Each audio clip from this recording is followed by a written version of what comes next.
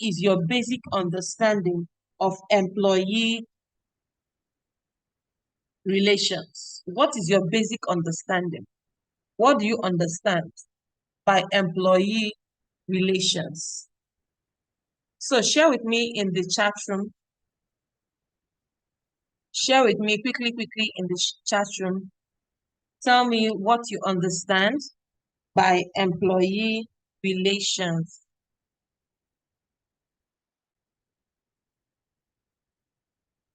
In your own words, in the way you understand. Share with me in the chat room. You can just type it. You can even use one word. Just tell me, when you hear the word employee relations, what comes to your mind? I'm waiting. I'm waiting. I want everyone to be carried along. So let me know. Interactions. I like that. Christy said interactions. All right. How the interactions between. Okay, can you expand a little? This interaction, is it between who and who? Okay, she said collaboration. That's beautiful. That's beautiful. All right, can we have more people contribute to this?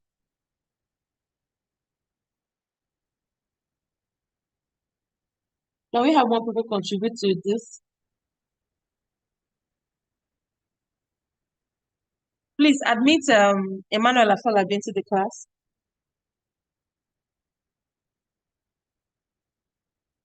So what comes to your mind? Christy Favor told us interactions, collaborations. So what else comes to mind?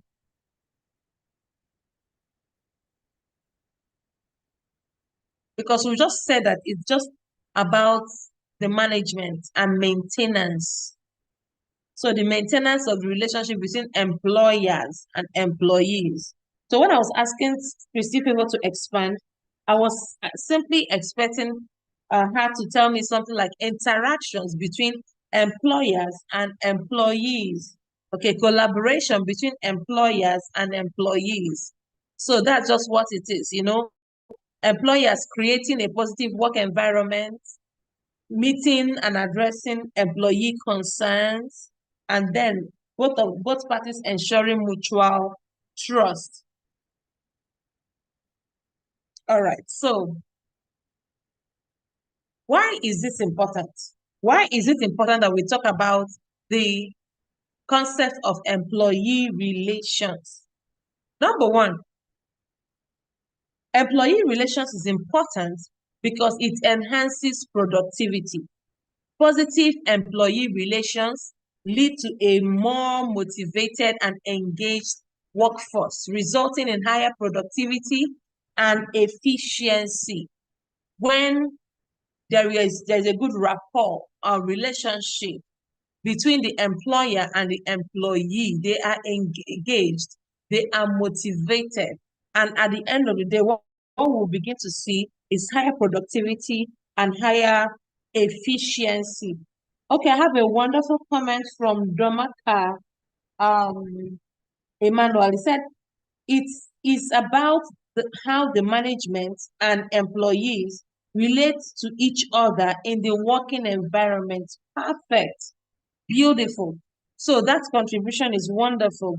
So it's when this happens, what we see is that we see enhanced productivity. Another one is reduced turnover. Good employee relations help retain talent by creating a supportive work environment where employees feel valued and feel respected. Okay, so another reason for employee relations is that effective employee relations strategies can help identify and resolve workplace conflicts promptly, minimizing disruptions and maintaining a harmonious work environment. This is very, very key. So another one is the proper management of employee relations ensures compliance with labor laws and regulations, thereby reducing the risk of legal disputes and penalties. Let's look at another importance of employee relations as it relates to organizational culture. Strong employee relations contribute to a positive organizational culture, fostering teamwork, collaboration, and a sense of belonging among employees. So these are the things that we see when employee relations is in place. Now, let's talk about the components of effective employee relations. What are the things that when we see these things, we can now say confidently that the employee relations in that organization is top notch or is working well or is effective? What are these key components? Number one is communication. Communication. Open, transparent, and two-way communication channels between management and employees are very essential for building trust and addressing concerns. Um, it is commonly said that communication is the life wire of every relationship. There is no relationship, whether it's a secular relationship, whether it is a cordial relationship, whether it is a work relationship, that can succeed without effective communication. The role that communication plays in our lives, in our jobs, it cannot be underplayed, all right? It cannot be trivialized because communication is key. It should be open, it should be transparent, and it should be two-way. This will help to build trust, and it also helps to address the concerns that employees have about the work the employers have given them. So let's talk about another one, employee involvement. Employee involvement, encouraging employee participation in decision-making process and valuing their input fosters a sense of ownership and commitment.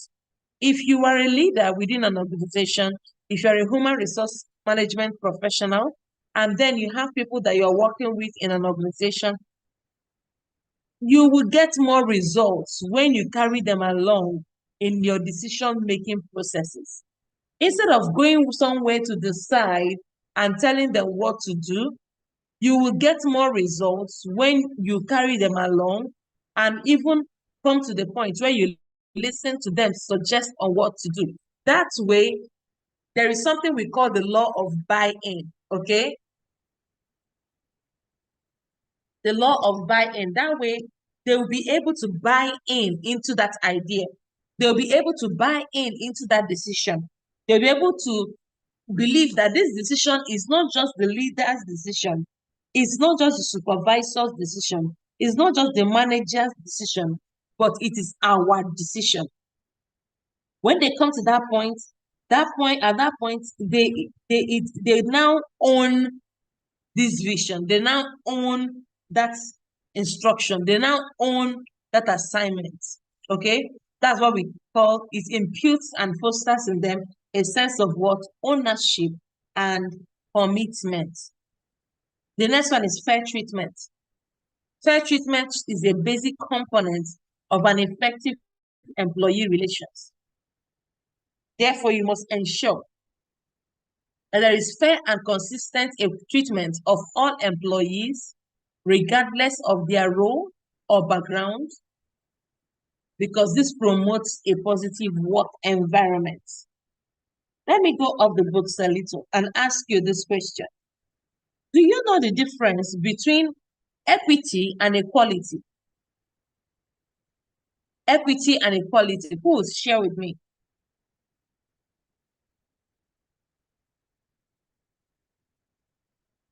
Who will share with me in the chat room? The difference between equality and equity. You know, sometimes when we talk about fair treatment, people assume that fair treatment is equality. But it is not, in fact, equality. It should be equity. Now, what is the difference between these two? Can anybody share? All right. So while you are thinking about it, let me tell you what equity is and what equality is using an illustration. Okay. So there is a high fence,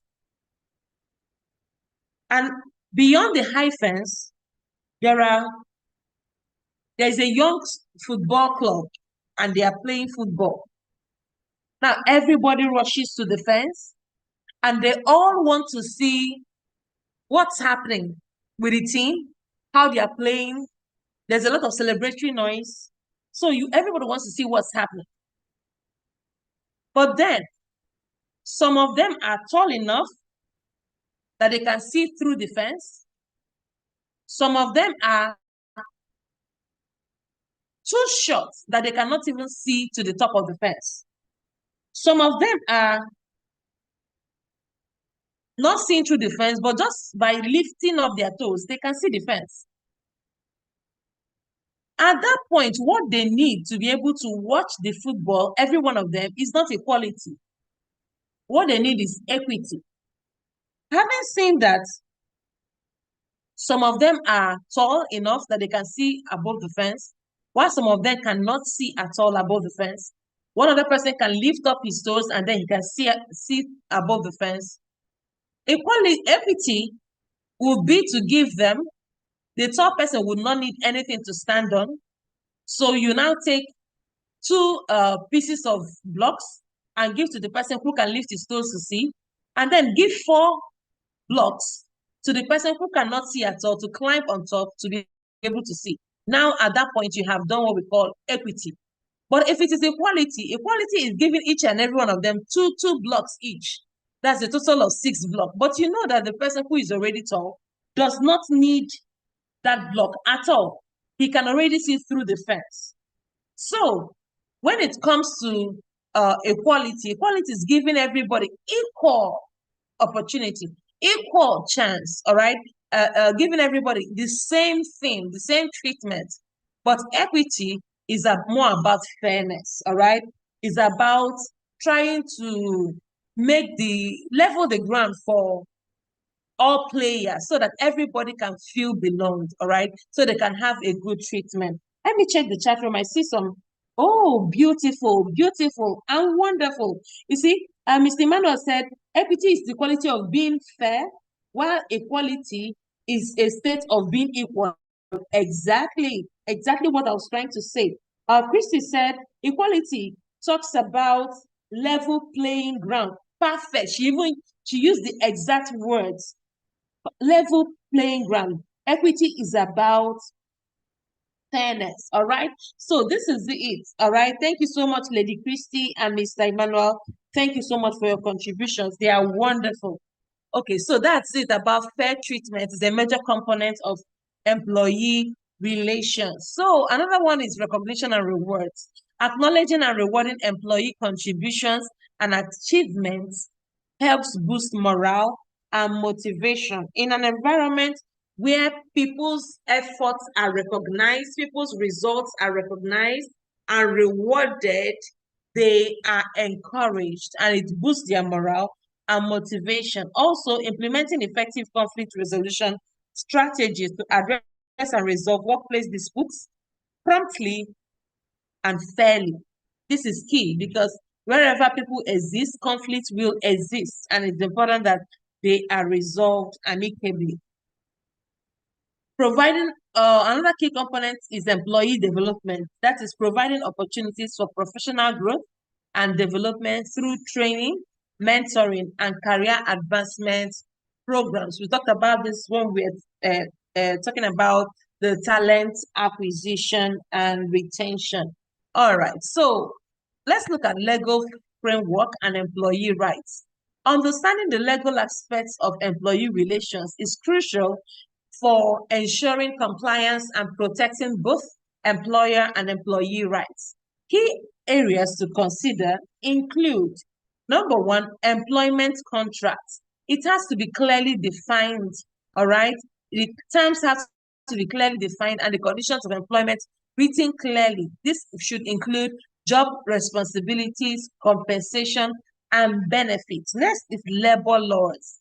There is need for understanding and knowledge of relevant labor laws and regulations, such as minimum wage, working hours, and health and safety standards. I know that our country, Nigeria, is currently battling on the issue of minimum wage, and we hope it is resolved soon. And as an employer, this is something that you should understand and have at your fingertips.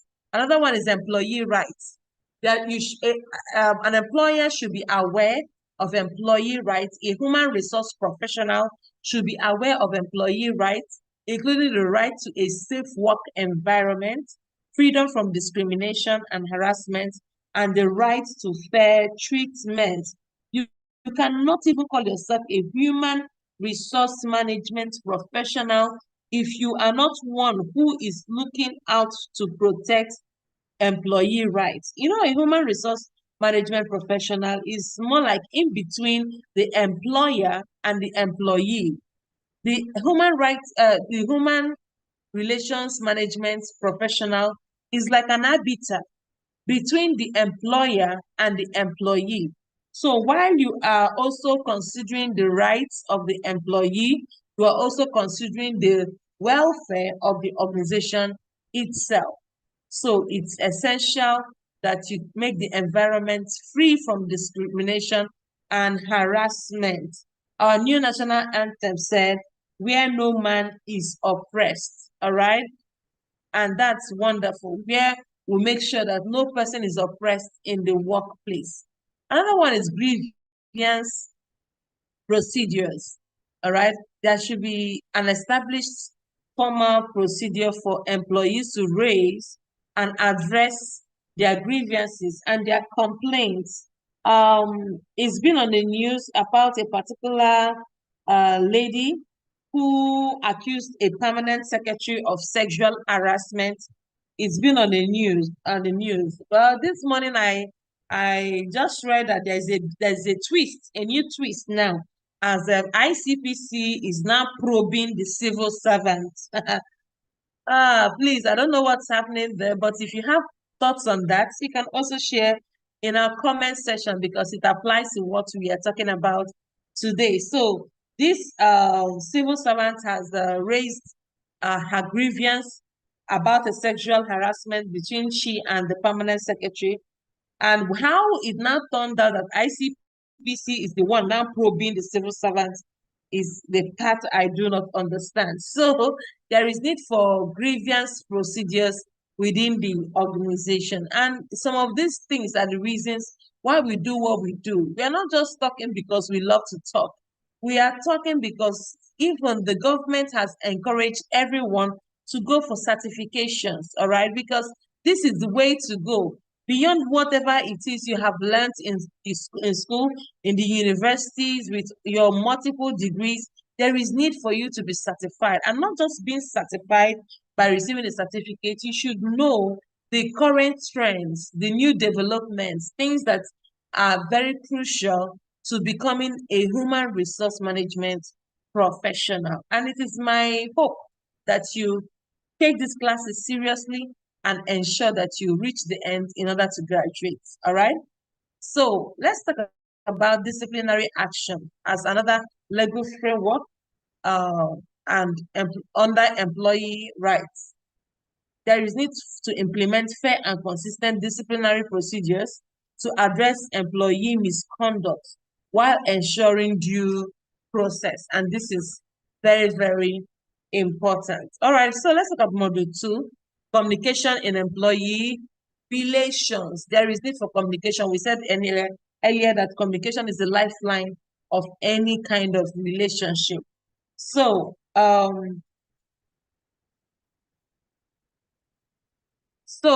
let's look at communication in employee relations.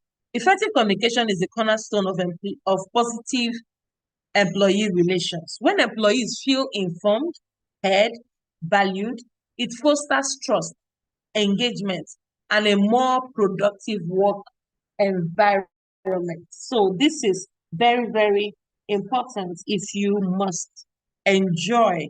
Sorry, if you must enjoy effective communication within your employee relations. This is very important because communication is not complete until there is feedback.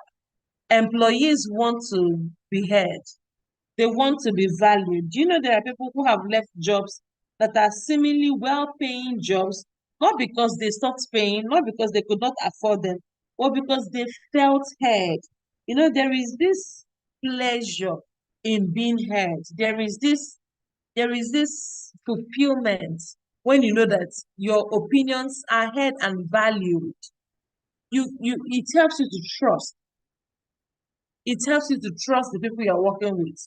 It helps you to become more engaged as an employee. And certainly the work environment will be very much productive. Okay. Now we have different communication theories and models.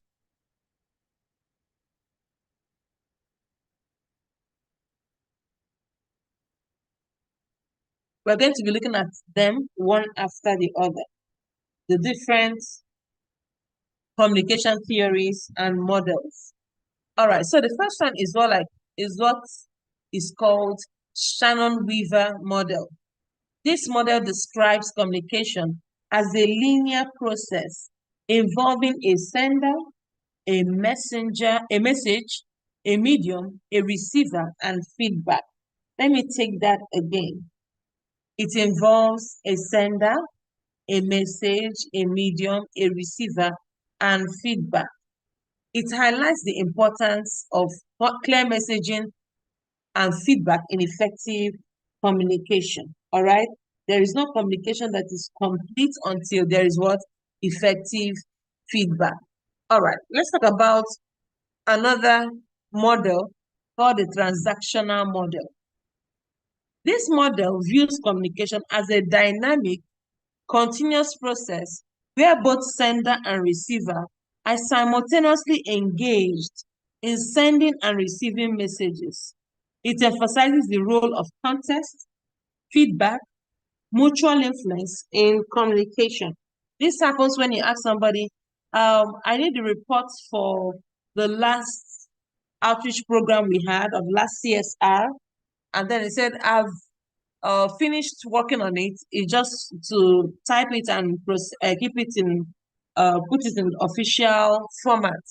And then I said, how long will it take? And the person responds, oh, it's going to take just about a day. It should be ready this time tomorrow. Say, okay, please make sure that it gets to me. Send it to the email and copy one to our executive manager. You see that in this case, both sender and receiver, they have been simultaneously engaged in sending and receiving messages. Another one is the Laswell model. The Laswell model focuses on analyzing communication through 5 questions. So what are these 5 questions? Who says what? In which channel? To whom? With what effect? This model is useful for understanding the impact of communication on the audience, especially when you want to know what the impact of the communication is on the audience. This is the model you could likely use. Another one is the Velos SMCR model. This model breaks down communication into 4 components. That is the SMCR: the source, message, channel, receiver. Let's take it again: the source, message, channel, receiver. It underscores the importance of the source's credibility, message clarity, appropriate channels, and the receiver's ability to decode the message. Because no matter how wonderful your message is, if the receiver is not able to decode the message, you won't even get correct feedback. It means that something is already wrong with that message. All right, so active listening is crucial for effective communication in employee relations. It involves fully concentrating, understanding, responding, and remembering what is being said. Key activities involved in active listening include paying attention. If you must be an active listener, you should be able to pay attention. Give your speaker full attention and avoid distractions. Number 2, you have to show engagement.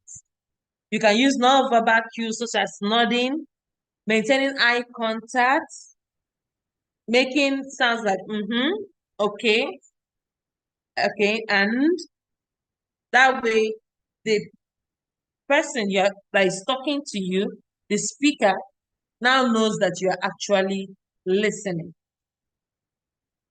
Number three, you have to provide feedback.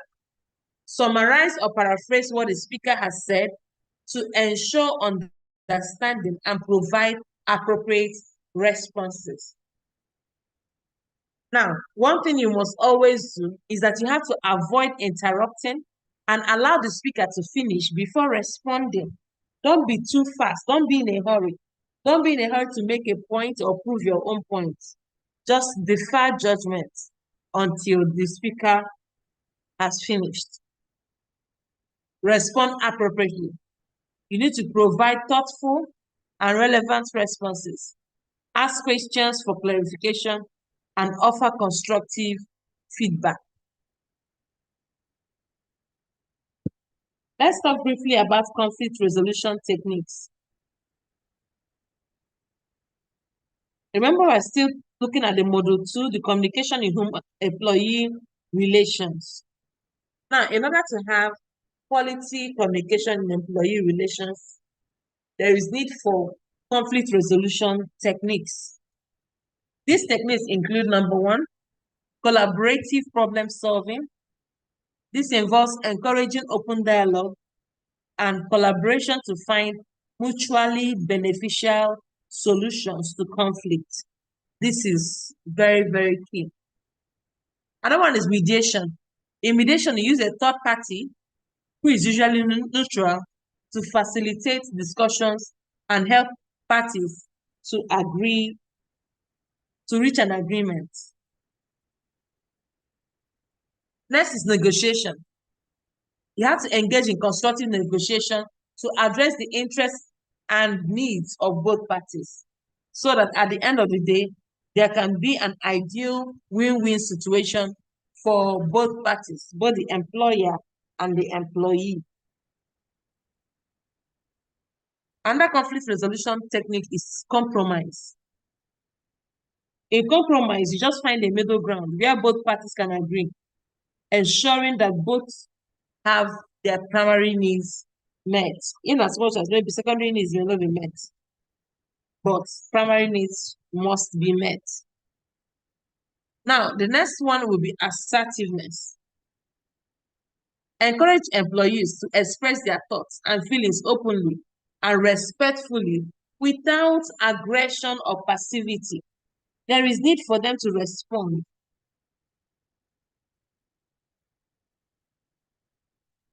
And express themselves. And in doing that, no matter how provoked one is, it should be without aggression and passivity.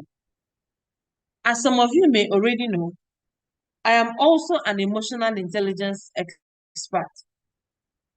And I can tell you that one of the key aspects of emotional intelligence is your ability to be assertive.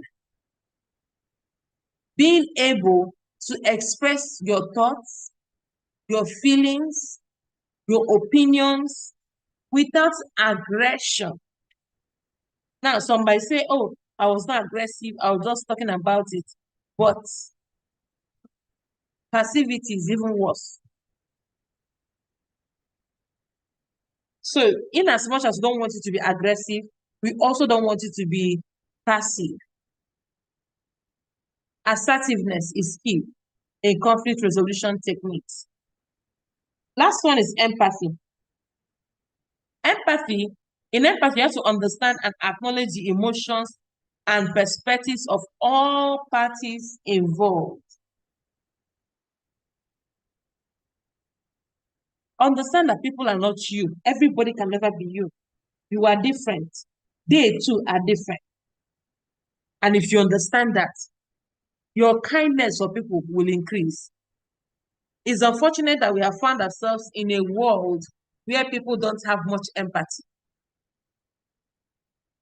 People are only focused on what they stand to benefit. They are focused on wanting to be heard, not considering or minding what it to do to others. So within an organization, there is need for empathy. You have to consider that member of staff that is always coming late. Sometimes just before you hand over that query, before you hand over that suspension letter, really sit down with that person and find out what is happening to them, especially if they have not been in the habit of late coming. If they have not been in the habit of not finishing their work, show empathy. The truth of the matter is that people are dealing with stuff. People are dealing with stuff. And there is lots of need to be empathetic, even in this generation. It's sad that when people are going through terrible times and crises, others bring out their phone to video them. That's what people do now. Instead of showing empathy, understanding that people are going through a lot of hard times will help you in conflict resolution. Yes, in the chat room, I see a comment from Domaka Emmanuel, who said quality, or is this equality? Equality is the situation in which everyone has the same rights and advantages, while equity is the value of being equal, of giving equal opportunity to everyone. All right, thank you so much. That was a wonderful comment from you. All right, so let's talk about effective feedback and performance appraisal. Effective feedback and performance appraisal. Providing effective feedback and conducting performance appraisal are vital for employee development and motivation. Key aspects include timeliness. Provide feedback promptly to address issues and reinforce positive behavior. Another one is specificity. Offer clear and specific feedback. Focus on behaviors and outcomes rather than personal attributes. Constructiveness. Frame feedback positively, highlighting areas of improvement and suggesting actionable steps. There is need for a lot of constructiveness when it comes to HR and employees. You need to frame feedback positive, not to see evil in everything that is done. Another one is the balanced approach.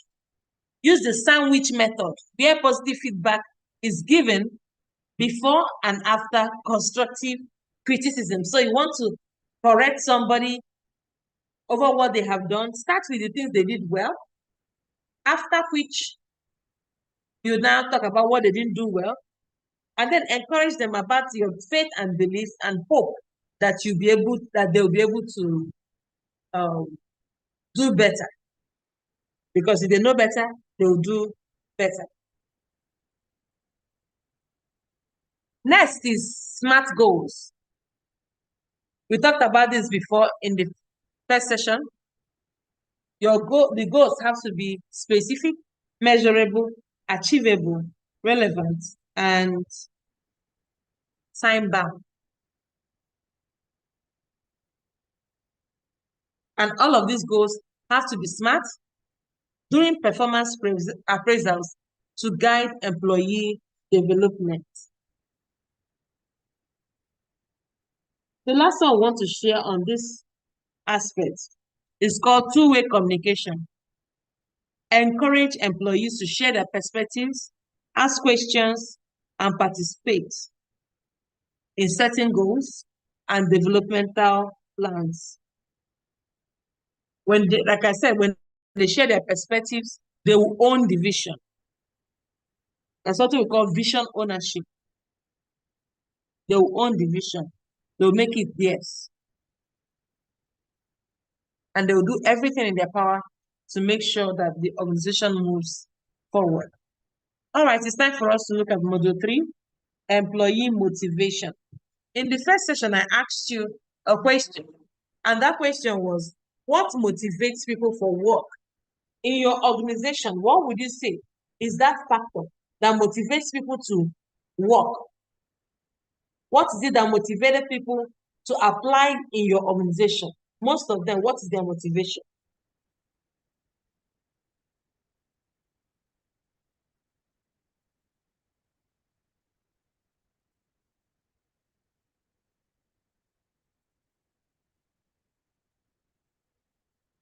Some of you answered me in the first session. Those who did answer can use this second session as an opportunity to answer. There are different things that motivate different people. But we need to find out what motivates them the more. Let me start by saying that a motivated workforce is essential for any organization's success.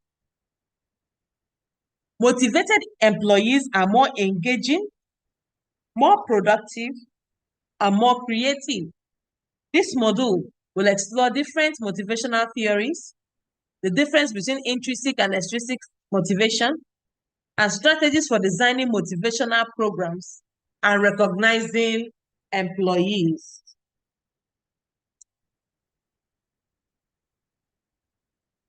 So let's talk about intrinsic versus extrinsic motivation. When we say intrinsic, what comes to your mind? When we say extrinsic, what comes to your mind? Please share with me in the chat room.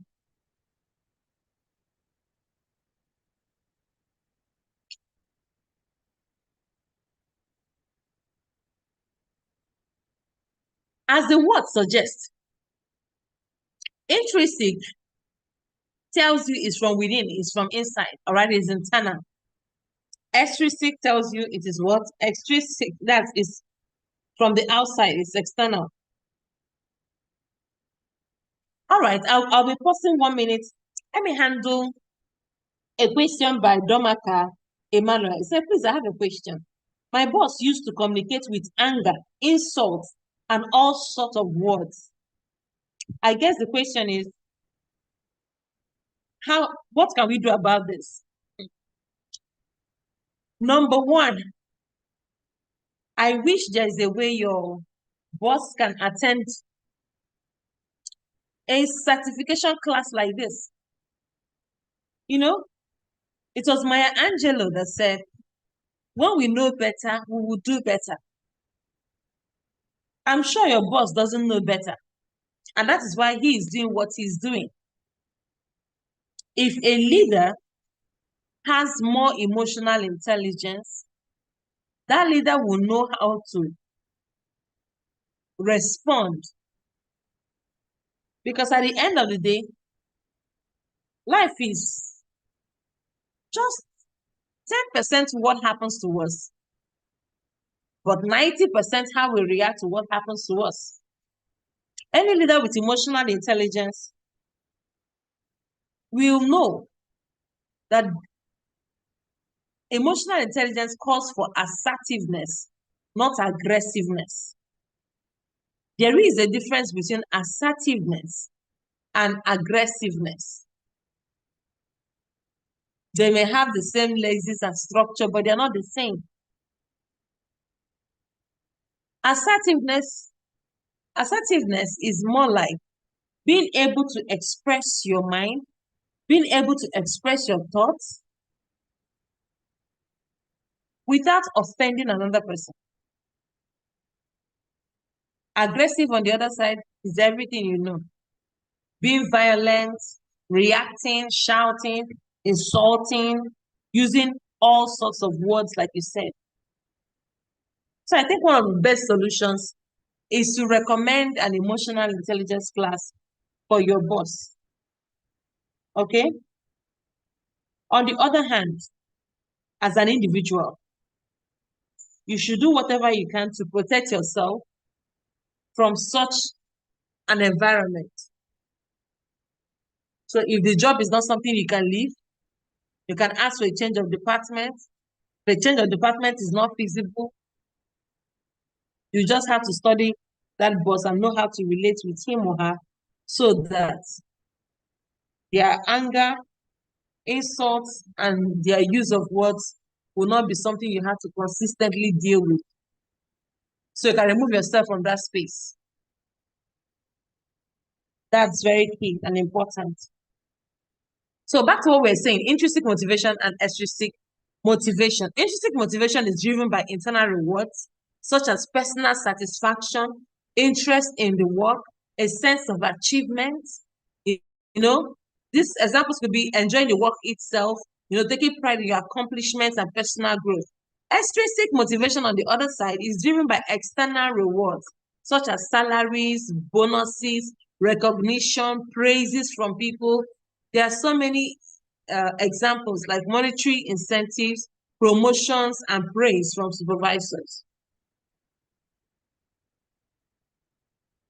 You need to learn how to create a balanced approach by providing both intrinsic and extrinsic motivators to keep employees engaged and motivated. Now that you have learned this as a human resource management professional, you need to create a balanced approach within your workplace culture to make sure that both intrinsic and extrinsic motivators are in high supply so that employees can be engaged and they can be very motivated. Now we're going to look at just 3 motivational theories. The first one is called the Maslow's hierarchy of needs. The second one is called the Herzberg's two-factor theory. And the third one is the McGregor's theory X and theory Y. We'll be taking them one after the other. Now, usually the Maslow's hierarchy of needs is usually expressed in a triangle. Okay? So just you can imagine a triangle, or you can take a pen and paper and just draw a big triangle on a paper beside you. Have you done that?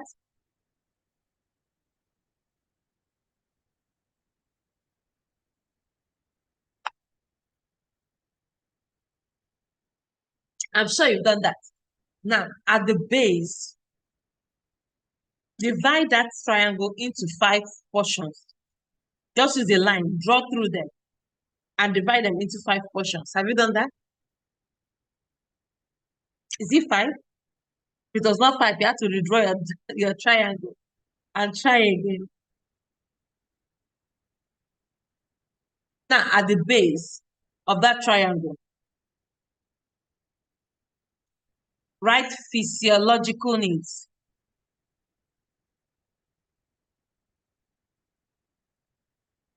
Above it, write safety needs. Above it, in the middle of the triangle, write social needs. On top of it, write esteem needs. And the last top part of the triangle, write self-actualization. Now, Maslow's hierarchy of needs opines that a normal human being will first and foremost desire to meet his or her basic needs, such as food, water, shelter.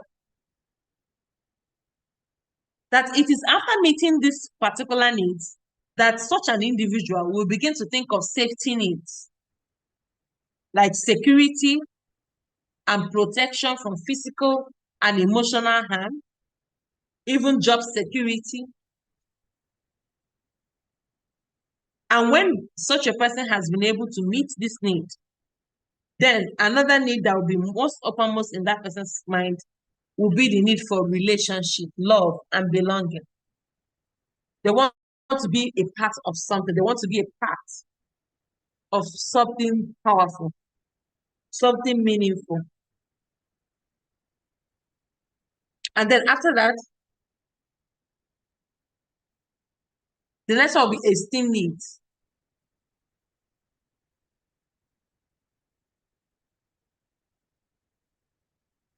Esteem needs are basically the need for recognition, the need for status, the need for self-respect.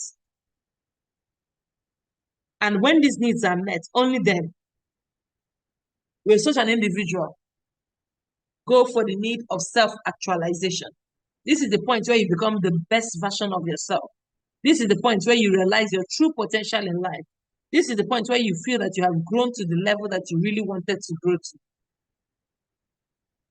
So that is the Maslow's hierarchy of needs, that these needs follow a particular hierarchy. There's physiological needs, safety needs, social needs or need for belonging, esteem needs, and self-actualization needs. And as a human resource management professional, you should ensure that basic needs are met. The basic needs that people have, your employees have, are met. Provide job security, foster a collaborative work environment, recognize achievements, and offer opportunities for personal development. All right, let's talk about the next one, Herzberg's two-factor theory. Now, the Herzberg's two-factor theory focuses on the hygiene factors, describing the hygiene factors as salary, company policies, working condition, and job security. And these are the factors that prevent dissatisfaction. They do not motivate, but they prevent dissatisfaction. All right? And then the motivators are now achievement, recognition, responsibility, and growth. And these factors lead to higher satisfaction and motivation. If you want to apply this theory, you have to focus on improving hygiene factors in order to prevent dissatisfaction and then enhance motivators to increase job satisfaction and motivation. That's how to apply it as a human resource professional. The last but not the least is the McGregor's Theory X and Theory Y. This theory opines that employees are inherently lazy. They need constant supervision and are motivated by financial rewards. While Theory Y assumes that employees are self-motivated, seek responsibility, and are motivated by personal growth and fulfillment. Now, you would agree with me that there are people you know in your life who are Theory Y kind of people, while there are others that you know who are Theory X kind of people. Let me ask you a very direct question now. Are you Theory X or Theory Y? Which category do you belong to? I'm looking at the chat room. I want to see who is answering. Are you a Theory X or Theory Y kind of people? Because truth be told, anybody that is not in Theory X will certainly be in Theory Y. It's the man I said I'm in Theory Y. Okay, Lady Joy said I'm in Theory Y. All right. Mr. Domaka Emmanuel said I belong to Theory Y. All right. Everybody's belonging to Theory Y. I wish we don't have Theory X people in this class. Maybe Theory X people, because they are inherently lazy, they need constant supervision, and they are looking for financial rewards, they may not even be in this class. So when you say you are part of Theory Y, I believe every one of you. All right. So as a human resource professional, what do? You can adopt a Theory Y approach by empowering employees, offering opportunities for advancement, and fostering a positive work environment. Let's talk about designing motivational programs. You want to design motivational programs within your organization, what do you do? Number one, these are the key steps. How to identify needs and preferences. How to identify needs and preferences. You do this by conducting surveys or interviews to understand what motivates employees, assess the alignment of individual goals with organizational objectives, Then establish specific, measurable, achievable, relevant, and time-bound goals. Ensure that goals are aligned with employees' personal and professional aspirations.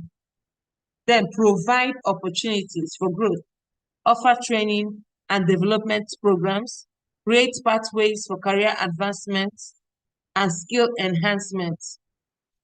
Then foster a positive work environment, provide work-life balance. We've talked about all of these things, a supportive culture and open communication, recognize and address any issues that may impact employee morale. Another thing you have to do if you're trying to plan or design an effective motivational program,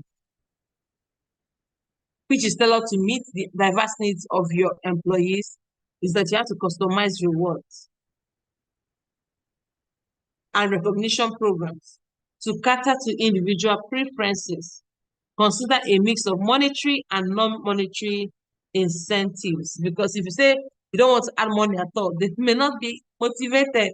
They have to mix it up. Now, let's talk about recognizing and rewarding employees.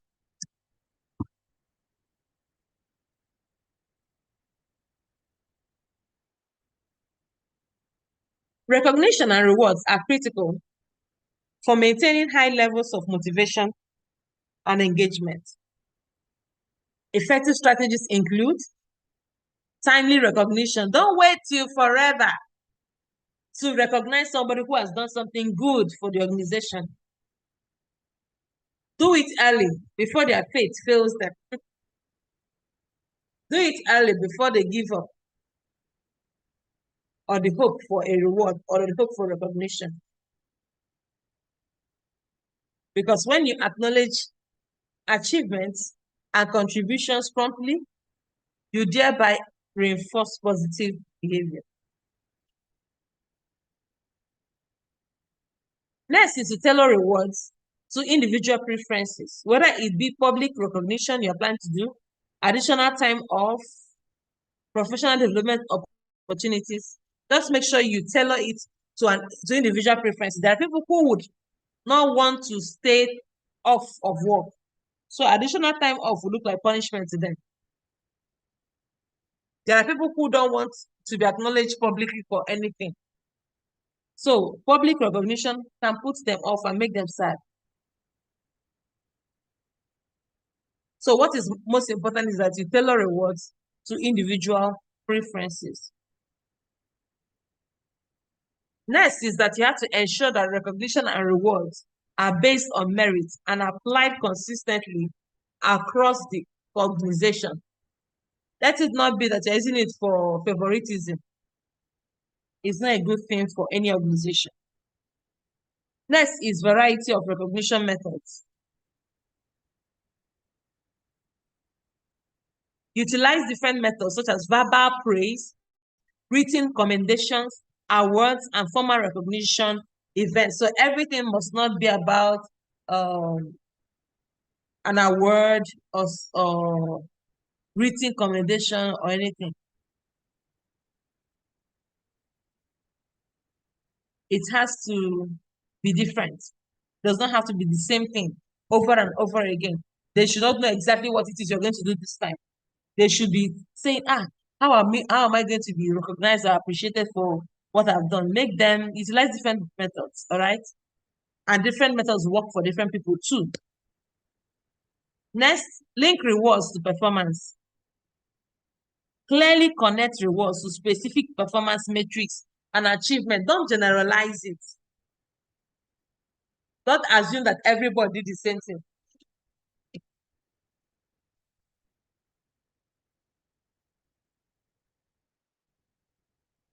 Clearly connect the rewards to specific things they did. Don't say, okay, because of everything. Mention it, because anything that you reward, anything that you recognize within your organization, you are reinforcing that behavior. You reinforce positive behavior by recognizing it and by rewarding it. So please take note. If you want people who are always punctual to work, celebrate punctuality. If you want people who are willing to go the extra mile, please celebrate anybody who goes the extra mile. That's the way to reinforce positive behavior that runs across your organization. Let's look at another module, diversity management. Let me pause and ask a question. When you hear diversity management, what comes to your mind?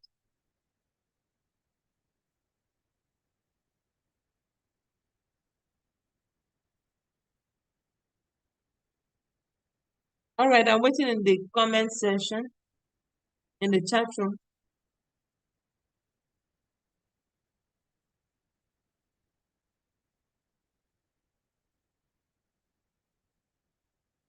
Diversity management.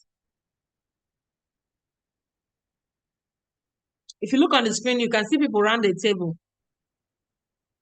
And you can see they are dressed differently. They look differently. They have different skin colors. They're even shaking their heads differently.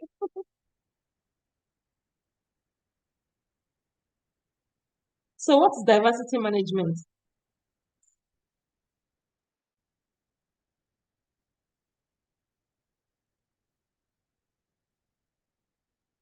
Diversity management encompasses the variety of human experiences, backgrounds, and perspectives that employees bring to the table and how they are managed. That's just it. Diversity and inclusion are essential for building a successful and thriving workplace. Inclusion is the art of creating a work environment where everyone feels valued, everyone feels respected, everyone feels empowered to contribute their unique talents and skills for the organization. This session will explore the importance of diversity and inclusion, the benefits they bring to the organization, and strategies for promoting a more inclusive workplace.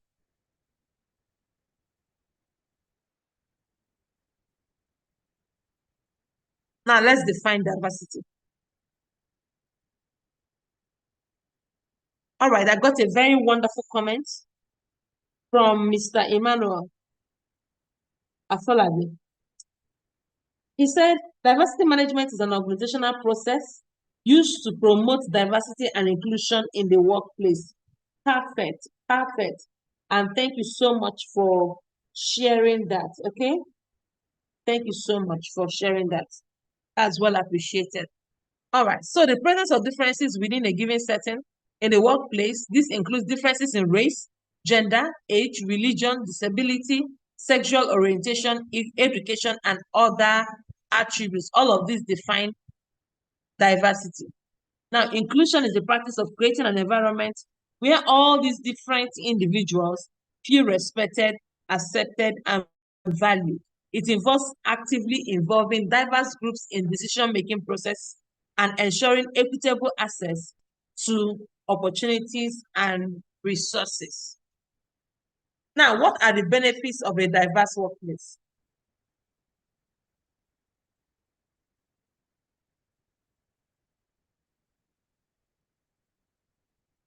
There are so many benefits. Number one is enhanced creativity and innovation. Well, because there are different people who have different backgrounds, who have different experiences, who have different orientation, all right? They bring varied perspectives and ideas and innovation to the organization, leading to very creative problem solving. They lead to innovative solutions and creative problem solving. Now, another benefit is that inclusive environments foster high levels of employee engagement and satisfaction, which can boost productivity and performance.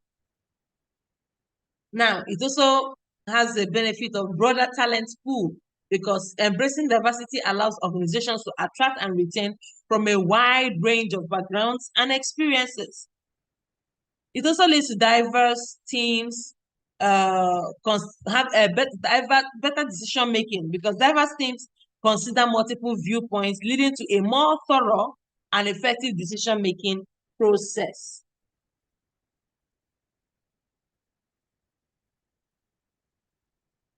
Another benefit is market competitiveness.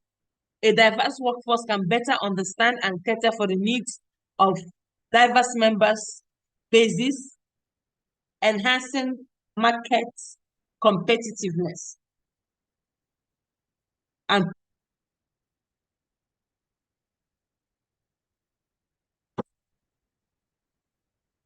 so let's talk about challenges in managing diversity. While there are lots of benefits, there are also challenges in managing diversity. And let's take them one after the other. Communication barriers. Because there are differences in language and cultural norms, this can lead to misunderstanding and miscommunication.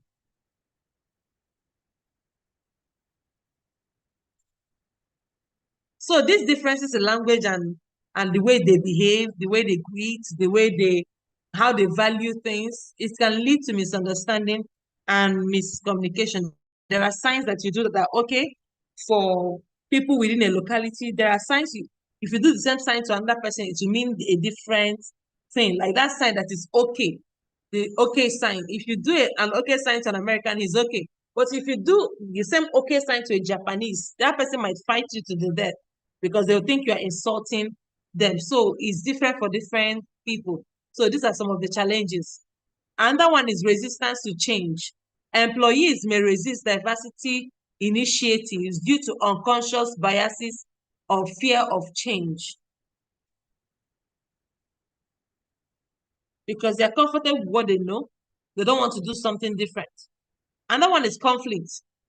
Diverse teams may experience conflict arising from different viewpoints, values, and even working styles. So this is very, very important, especially as a human resource management, in conflict resolution, you should be careful.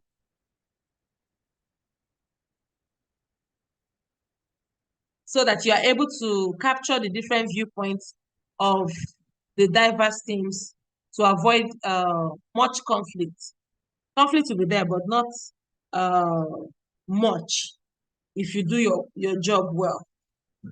Another one is that another challenge is that there's inclusion difficulties because you have to ensure that all employees feel included and valued. And this can be very, very challenging because especially in an environment with long established norms, how do you get everybody to feel valued? How do you get everybody to feel welcome or heard? It becomes difficult because the laws have been there long before any of you became a staff of such organization. Another challenge is tokenism. Superficial diversity efforts without genuine inclusion can lead to tokenism, where individuals from diverse backgrounds are included in a way that is symbolic rather than meaningful. Let's take, for example, the quota stuff of Nigeria. Sometimes you just add people as items, you don't add them, and they feel that they are here because of just the quota. They don't feel like they are here in your organization because they matter. And that can be a problem. They want to matter not just because of the quota, but because they bring value. All right, they bring something to the table. What are the strategies for promoting inclusion? Number one, you have to develop a diversity and inclusion policy. You have to be intentional about it. Nothing good happens on its own. So you have to sit down, create a formal policy outlining the organization's commitment to diversity and inclusion, including clear goals and accountability issues. You have to provide training and education, offer regular training sessions on cultural competency, unconscious bias, and inclusive practices to all employees.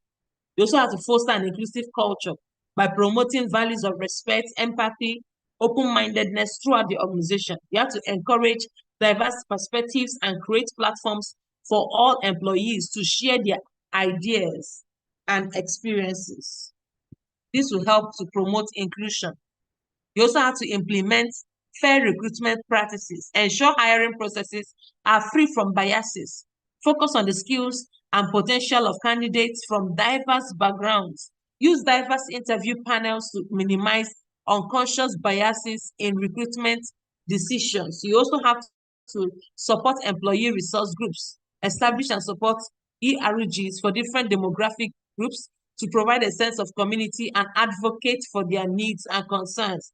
Like you can, if your organization is an international um, or multinational organization, you can have one for an ERG for the Asians, Africans, like that. You can have for females within the organization, like we have the POA, Police Officers Wives Association. So such ERGs can help to ensure inclusion because together they will have a voice and they would speak for themselves and create more awareness. So promote work-life balance, offer flexible working arrangements, and support systems that accommodate diverse needs and lifestyles. Here in Nigeria, we have the Muslims who have to pray at certain times of the day. You can just work this out in a way that they have their prayer time and it does not tamper with the work that they do. So, but just showing them that they are included uh, intentionally and that you value that the work they do and what they bring to the table. Other ways of promoting inclusion include mentorship and sponsorship programs. Create mentorship and sponsorship programs to support the career development of underrepresented employees. Regularly assess the effectiveness of diversity and inclusion initiatives through surveys. Use focus groups and diversity metrics. Also use data to identify areas for improvement and adjust strategies accordingly. Okay. Then ensure that organizational leaders visibly support and champion diversity and inclusion efforts. Hold leaders accountable for fostering an inclusive workplace and achieving diversity goals. So next on the list, we have another module 5, legal and ethical considerations. Because no matter what we're doing, we have to understand the law and make sure that we are on the right side of the law. So understanding legal and ethical considerations is critical for navigating employee relations, motivation strategies, and diversity management practices. This module will explore employment law basics, the importance of anti-discrimination policies, ethical considerations in employee relations, and proper procedures for handling grievances and disciplinary actions. So there are basics of employment law that we must understand so that our lack of understanding will not jeopardize our organizations. It is a saying that in the court of law, there is no what excuse. Ignorance is not excuse in the court of law. The fact that you don't know it does not mean that you shall be excused. You were supposed to know the law. You were supposed to figure out what the law stands for as relates employment law. So legal agreements outlining the terms and conditions of employment, including job responsibilities, salary benefits, and termination procedures should be clear, well written, all right? Laws that protect workers' rights, including minimum wage, working hours, overtime pay, and safe working conditions should be understudied. Standards to ensure a safe and healthy workplace, including compliance with OSHA. OSHA is the Occupational Safety and Health Administration regulations. This should be looked into so that you know that I heard the story of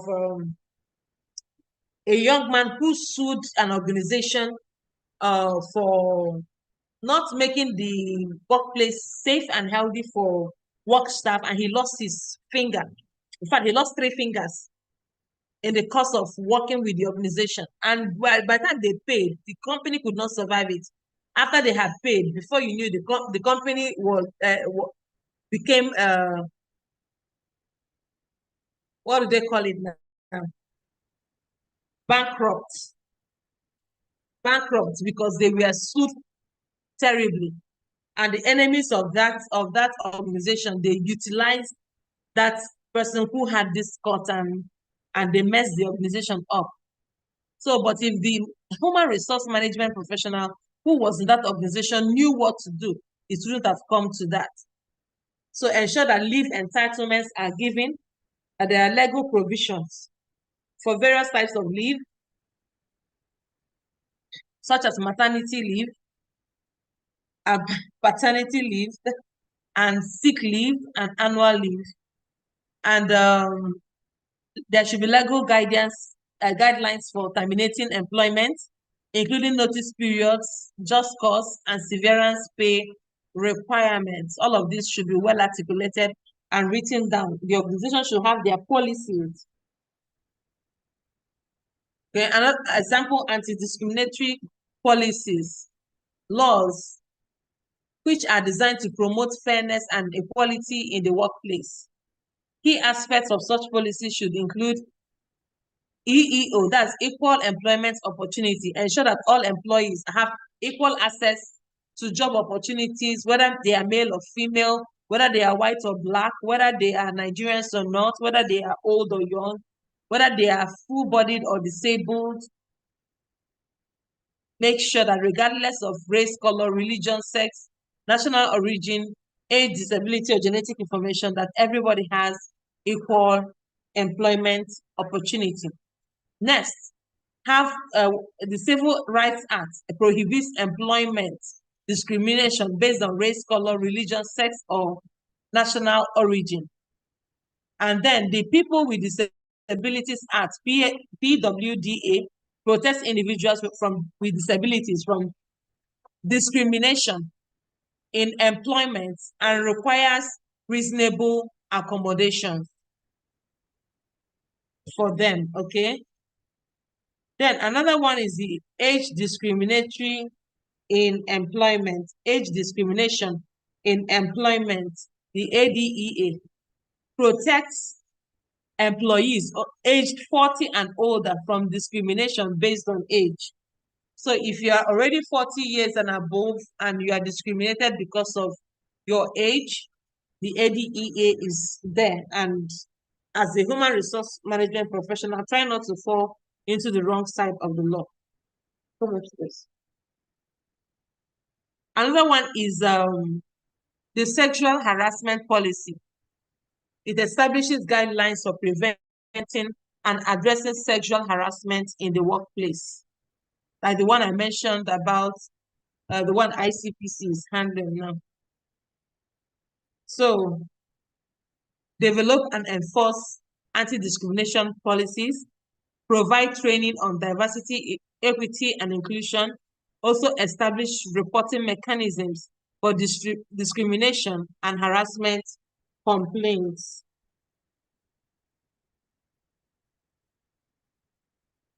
Now let's look at ethical considerations in employee relations.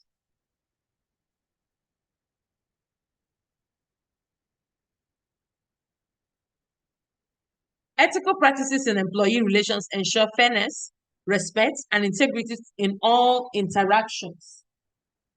Key considerations include confidentiality, protecting the privacy of employee information, and maintaining confidentiality in handling sensitive issues.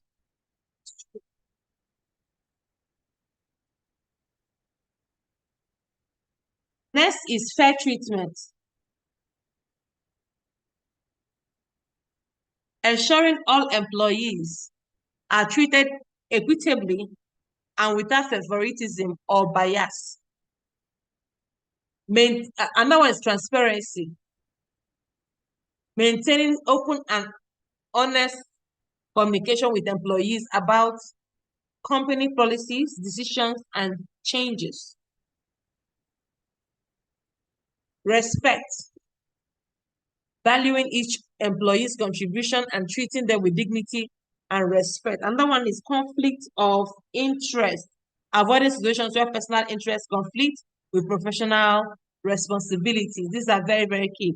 And make sure you also implement ethical standards, develop a code of ethics and conduct for your organization, train employees and management on ethical standards and practices, and also create mechanisms for reporting and addressing ethical violations.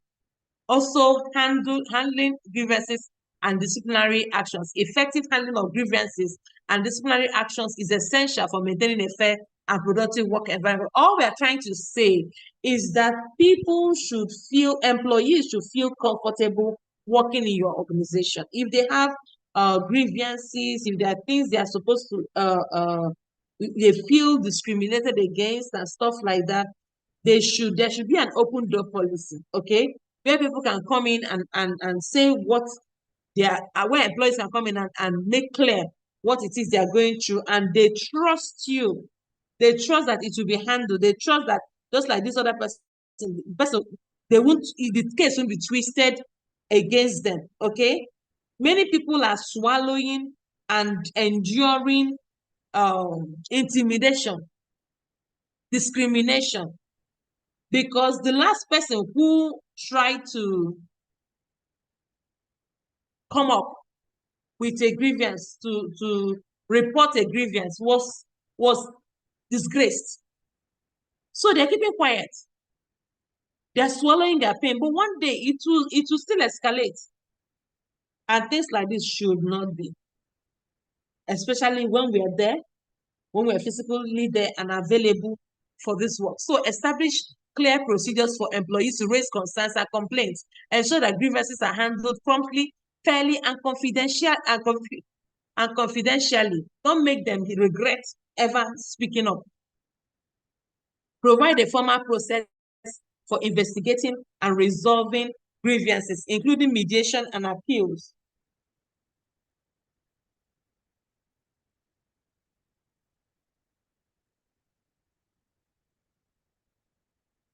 Develop a consistent and fair disciplinary policy outlining acceptable behavior and consequences of violation. Let everybody know. Let it not be hidden, okay? So that it will look like I've been vindictive over one person. Implement a progressive discipline approach, starting with verbal warning and escalating to written warning, suspension, and termination if necessary. Don't start with somebody does so one small thing, you go straight to suspension or you go straight to termination. That shouldn't be. Let there be verbal warning one, verbal warning two, and before query and like that. Let it escalate gradually. Okay? Ensure disciplinary actions are based on objective criteria and documented thoroughly. Provide employees with the opportunity to respond to disciplinary actions and appeal decisions. In the cases where they need to appeal, give them opportunity to appeal. So it will look like whatever decision that is made upon them is like final. Okay? There are some additional considerations that I'll be sharing now. Train managers and supervisors on grievance handling and disciplinary procedures. Communicate grievance and disciplinary policies to all employees, not to some, so that everybody is carried along. They know what to expect. Monitor and review the effectiveness of these procedures regularly. All right, with that, we go to module 6 and the second to the last module for today. Now, this module 6 is building a positive organizational structure, culture. Building a positive organizational culture.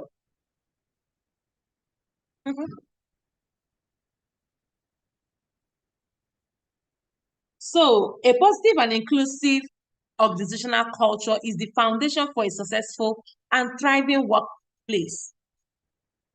It fosters employee engagement, productivity, and innovation. We said all of this. This session will explore the elements of organizational culture, the role of leadership in shaping it, strategies for cultural transformation, and methods for measuring and sustaining positive change. All right. We have about 2 people in the waiting room.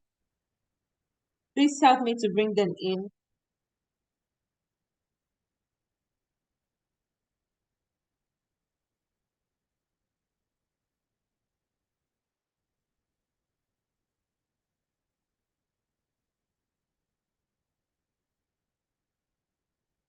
So let's talk about the elements of organizational culture. Values. The core values that guide the organization's behavior and decision making. What are the core values? For your organization, what are the core values? What does your organization believe in? Is your organization a hospitable place? Is your organization a place where people have to fight and always quarrel to be able to get what they need? Is the organization a place where uh, there's a lot of competition? So, what are your values? Make it known. Talk about it every time in the meeting. Don't say you've talked about it last week, you won't talk about it again. Say it over and over again. That is how it stays with people. Repetition is the secret for retention. Repetition is the secret for retention. That is how you keep it, you make it stay. That is how you make it internalize such values. The organization should have purpose and aspiration. That is the mission and the vision. Where are we going to? What do we want to achieve? Why do we exist? These are questions and elements of organizational culture. Another one is behavior, the way employees interact with each other, clients and stakeholders. All of us know that there is a difference when you attend a general hospital from when you attend a private hospital. Do you know the difference? Have you experienced the difference? Please, if you have, just share with me in the chat room. What happens? There are people waiting in the waiting room. Please admit. Mr. Damilola, please help me admit those in the waiting room. So the difference in behavior will tell you that, I have come to that kind of place, you know. There are some private organizations that behave like they're government organizations. Any hospital that is a private hospital that does not treat people better, why do they have to leave a government hospital and come for you?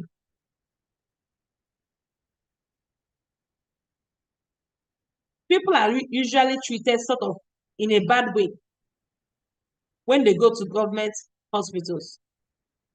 Yeah, Mr. Emmanuel Afolabi rightly said. Thank you for your comment. Said the difference in attitude will tell you where you went to. Because the attitude of those in the private is better. Why is it better? It's not because they like you better. They like your money. They like your money better. They want to treat you well so you can pay more money. Right? But you can make your organization different. You can instruct, insist on positive behaviors so that they know how to interact with each other, how to interact with clients and stakeholders. That's the organizational culture. You know, this culture is people's way of life, people's way of behavior, people's attitude. Sometimes it can even be unspoken. But when you come into that environment, when you come into that culture, you will know that something is different about it. The attitude, the general outlook, and beliefs employees hold about the organization. Have you seen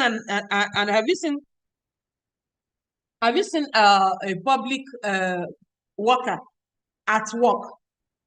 They can sleep, they can gist, they can bring market and be selling on the table inside the office. Because the attitude, the organizational culture has an attitude that says you can do whatever you like. After nobody can just sack you. But in private, you dare not. Because you know what is waiting for you. Yes, Mr. Emmanuel Afolabi also said that I also think that the private company workers are better trained than the public workers. Exactly. That's the difference in organizational culture. Now, even among the privates, you still see the difference in attitude. The way you will be greeted, the way you'll be welcomed to the hotel, the way they will respond to you is different. But you can bring this into your organization, whether it's a public sector or a private sector. It takes time, but it's possible. Norms, the written rules and expectations that guide employee conduct. Artifacts, the physical and symbolic elements that represent the culture, such as dress code within your organization, office layout, or company awards. How do you dress? How do people dress in your organization? Do they dress whichever way they like, or do they dress well? Do they dress like what they are doing is important, or do they say, anyhow we dress, just accept us like that? Role of leadership in shaping culture. We must know that leaders play a very critical role in shaping culture. No leader can say, oh, everybody, just follow what I say, but don't follow what I do. It's not possible. A leader is expected to exemplify the desired culture. How? Through their actions, through their decisions, and by setting a standard for others to follow. The leaders must clearly define and communicate the organization's vision and mission, aligning them with the cultural values of the organization. So they must have a vision and mission, and they must model the behavior they intend for others to follow. They should also communicate it, because when they keep communicating that culture, it fosters trust and reinforces the cultural values. Leaders should also acknowledge and reward behaviors that align with the desired culture. Because when you reward it, you reinforce it. When you reward positive actions, you reinforce positive actions. Leaders should also empower employees to take ownership of their roles and contribute to the cultural development. And they should provide resources and opportunities for employee growth and development, because this will help to reinforce a positive culture within the organization.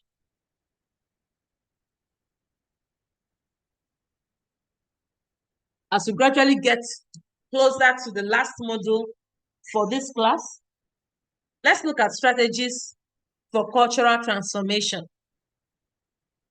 If you already have a negative culture, or a culture that's not what you want, how do you change it? What do you now do? Is it a death sentence? No, it is not. Something can be done about it. So number one, assess the current culture. Conduct surveys, interviews, focus groups, and understand the existing culture. Identify areas of improvement. Ask people, what do you think about our organization? How do you feel when you come here? Know what is obtainable in your organization. And then secondly, define the desired culture. Clearly articulate the values, beliefs, norms that constitute the desired culture that you want. Ensure alignment with the organization's vision and mission. And now develop a change plan. Let it be a detailed plan outlining the steps needed to transition from the current culture to the desired culture. Include timelines, resources, and key milestones that will help you to move from the current culture to the desired culture.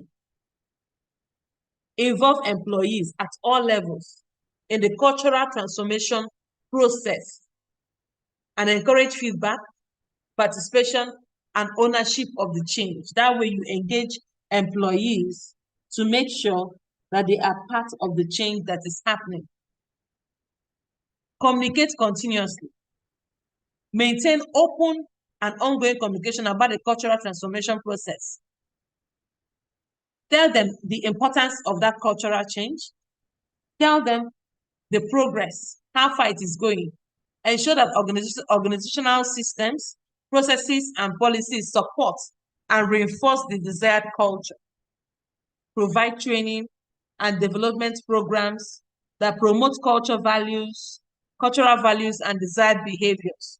Also regularly assess the progress of cultural transformation and make necessary adjustments to stay on track.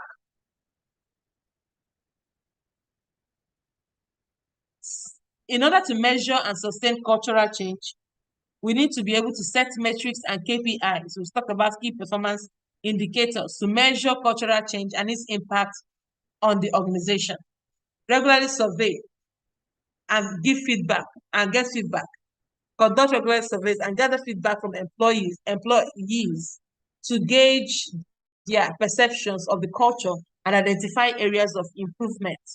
Incorporate cultural values into performance review processes, assessing how well employees embody and promote the desired culture. Always celebrate successes. Recognize them, celebrate milestones and achievements in the cultural transformation progress. Foster a culture of continuous improvement by regularly revisiting and refining a cultural process. Foster a culture of continuous improvement by regularly revisiting and refining cultural practices and initiatives. Ensure ongoing commitment from leadership to uphold and reinforce the desired culture through their actions and decisions. And we are here at the final module, module 7, and the last. Tools and techniques to manage employee relations, motivation, and diversity.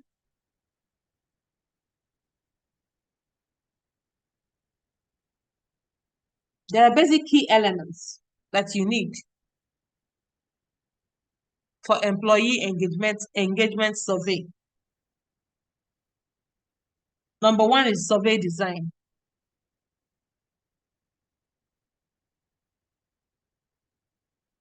Craft clear and concise questions that cover various aspects of employee engagement in your questionnaire development, such as job satisfaction, recognition, communication, and work-life balance. In your types of question, use a mix of multiple choice, Likert scale, and open-ended questions to gather comprehensive data so that it won't be a yes and no kind of questioning that will not give you the kind of results that you need.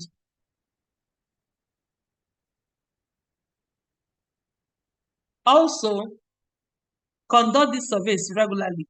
Under survey administration, conduct them regularly. It could be annually, biannually, even quarterly to track engagement over time. Ensure confidentiality. That way, they will be honest with you and they will be candid. If not, they would hide. If you make them write their names, they will hide the truth.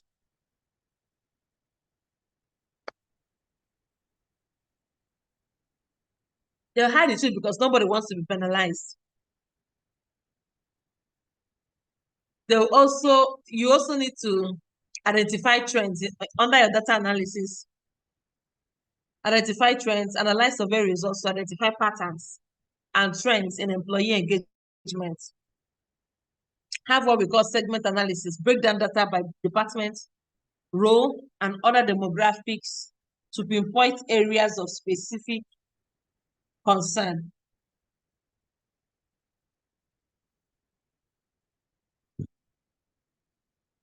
Action planning, develop action plans. Use survey insights to create targeted action. Action plans addressing key issues. Communicate results, share survey findings with employees, and outline steps being taken to improve engagement. Follow up, monitor progress, regularly review the effectiveness of implemented actions, and make adjustments as needed.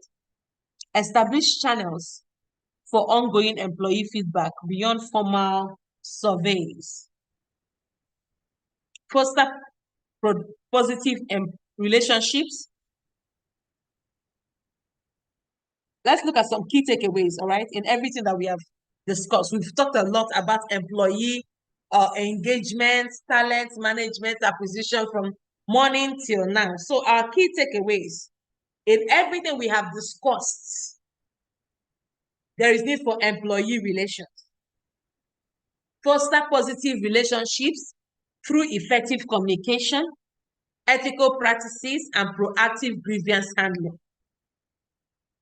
In motivation, apply motivational theories and balance intrinsic and extrinsic motivators to enhance employee engagement. In diversity and inclusion, recognize the value of diversity and implement strategies to promote an inclusive culture.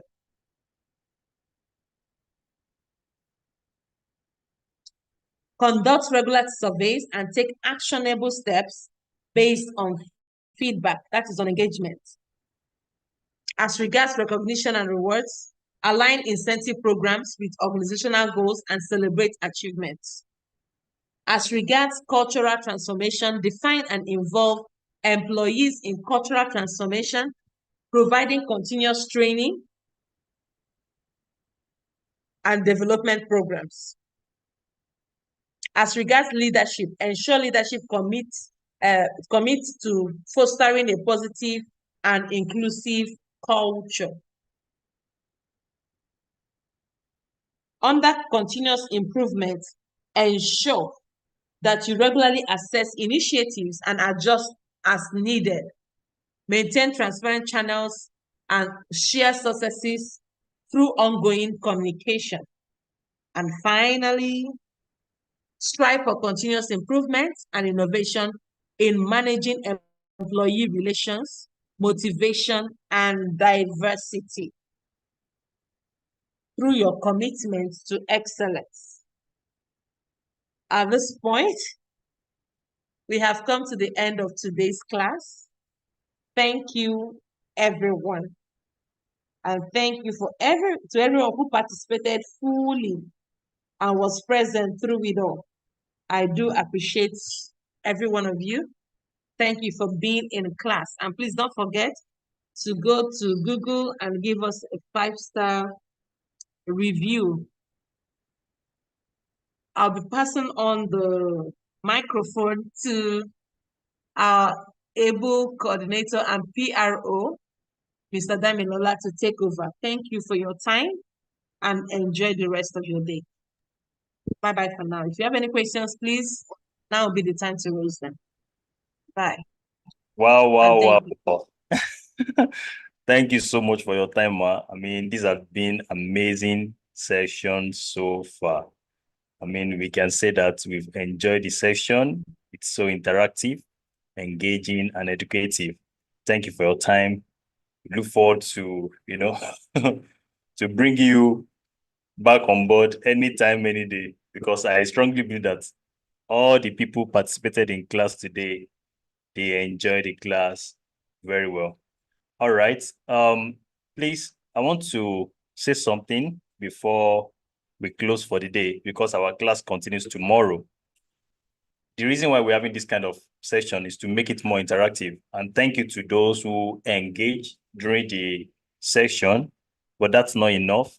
Sometimes when you have a situation or scenario that you want to, get clarity to also know more about what you can do, let's relate, let's ask questions. I mean, the purpose of class, the purpose of section like this is to ask questions.